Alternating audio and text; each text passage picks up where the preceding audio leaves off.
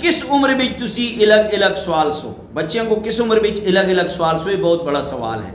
नबी करीम सल्लल्लाहु अलैहि वसल्लम का फरमान है कि अगर तुसां दे बच्चे 7 साल को पहुंच गए, उनको नमाज की तरगीब दो, अपने नाल मस्जिद को खड़ो, उनको आहिस्ता आहिस्ता नमाज की तरफ रागिब करो। अगर तुसां दे बच्चे 10 साल को पहुंच गए, 10 साला बच्चा है या बच्ची है, तुसी उनको डांट डपट करके हल्की फुल्की सजा दे के नमाज पढ़ा लो उन्होंने को। हुण सवाल पैदा होता है कि भैणा भरावां को किस उम्र में अलग अलग सवालना चाहिए।